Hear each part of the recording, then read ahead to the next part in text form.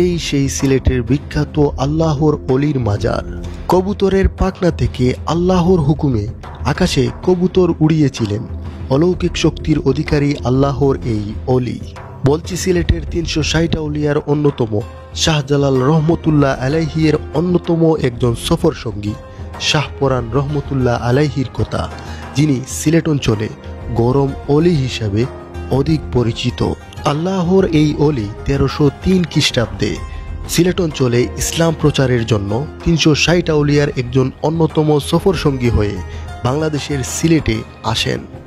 আজকের এই ভিডিওতে আপনাদের কাছে সিলেটের হযরত শাহপরান রহমতুল্লাহ আলাইহির মাজার শরীফের সব কিছুই তুলে ধরার চেষ্টা করব। সেই সাথে শাহপরান রহমতুল্লাহ আলাইহির সংক্ষিপ্ত জীবনী এবং তার অলৌকিক শক্তির ইতিহাসগুলো আপনাদের কাছে তুলে ধরার চেষ্টা করব।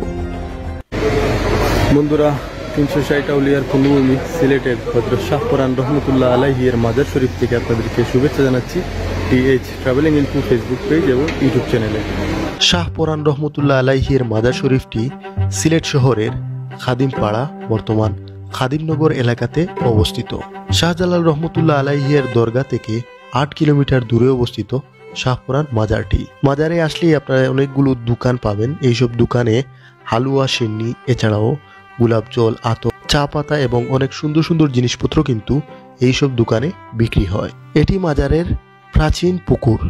মজার বিষয় হচ্ছে, এই পুকুরে গত কিছুদিন থেকে সিলেট সিটি কর্পোরেশন খনন কাজ এবং সংস্কার কাজ করছে এবং এই পুকুরের পানি শুকিয়ে যাওয়ার পর এখান থেকে কিন্তু অনেক দামি জিনিসপত্র অনেকেই কিন্তু কুড়িয়ে পেয়েছে, যেমন সোনা দানা, টাকা পয়সা, অনেক কিছুই কিন্তু এখান থেকে কুড়িয়ে পাওয়ার সংবাদ পাওয়া গেছে। দেশের বিভিন্ন স্থান থেকে ভক্ত অনুরাগীরা মাজার ভ্রমণে আসলে অনেকেই মাজারে অনেক কিছু নিয়ত করে থাকেন এবং সেগুলো এই পুকুরে ফেলে দেন বলে অনেকের ধারণা, যার কারণে আসলে অনেক দামি জিনিসপত্র অনেকে কুড়িয়ে পেয়েছেন বলে নিউজে আসে। বন্ধুরা, এই হচ্ছে শাহপরান মাজারের নিচের অংশ। আপনারা দেখতে পাচ্ছেন প্রাচীন দুটি গাছ কিন্তু এখানে আছে। অনেক বছর পুরনো কিন্তু এই গাছগুলোর দিকে তাকালেই বোঝা যায় যে এই গাছগুলো শত বছর পুরনো গাছ। শাহজালাল রহমতুল্লাহ আলাইহির মাজার জিয়ারতে সিলেট ভ্রমণে আসলে শাহপরান বাবার দরগা ভ্রমণে কেউ মিস করেন না। সিলেট হচ্ছে পর্যটক নগরী। সিলেটের বিভিন্ন পর্যটন কেন্দ্রগুলো ঘোরার সাথে সাথে সিলেটের শাহজালাল শাহপরান মাজার জিয়ারত কিন্তু সবাই করেন। বন্ধুরা, আপনারা দেখতে পাচ্ছেন মাজারের সেই বিশাল গাছ। এই যে সিঁড়ি, এই সিঁড়ির উপরেই কিন্তু শাহপরান রহমতুল্লাহ আলাইহির মূল মাজার শরীফটি। আপনাদেরকে সেখানেও নিয়ে যাব, সেই অংশগুলো দেখাবো। এখন আপনাদেরকে জানিয়ে দিচ্ছি সিলেট অঞ্চলের এই বিখ্যাত গরম অলির একটি অলৌকিক ঘটনা বা অলৌকিক শক্তির ইতিহাস। সিলেটের শাহজালাল রহমতুল্লাহ আলাইহি যখন সিলেটে আসেন তখন তিনি একজোড়া সুরমা রঙের জালালি কবুতর সাথে করে নিয়ে আসেন, যেই কবুতরগুলো নিজামুদ্দিন আউলিয়া শাহজালাল রহমতুল্লাহ আলাইহিকে উপহার হিসাবে দেন। সেই একজোড়া কবুতর থেকে অনেক ঝাঁকে ঝাঁকে কবুতর কিন্তু সিলেটে হয় এবং সেই কবুতরগুলো কিন্তু শাহজালাল খুব বেশি ভালোবাসতেন। শাহজালালের কবুতর হওয়ার কারণে কবুতরগুলো কেউ শিকার করত না। সিলেটে জালালি কবুতর কেউ কিন্তু খেত না, কিন্তু শাহপরান রহমতুল্লাহ আলাইহি কবুতরের মাংস খুব বেশি পছন্দ করতেন। তাই তিনি শাহজালালের অগোচরে অনেক কবুতর কিন্তু খেয়ে ফেলেন। একসময় যখন শাহজালাল রহমতুল্লাহ আলাইহি এই ঘটনাটি জানতে পারেন যে শাহপরান রহমতুল্লাহ আলাইহি তার কবুতরগুলো খেয়ে ফেলেছেন, তখন তিনি খুব মন খারাপ করেন এবং সেই কথা কিন্তু জানতে পারেন শাহপরান রহমতুল্লাহ আলাইহি।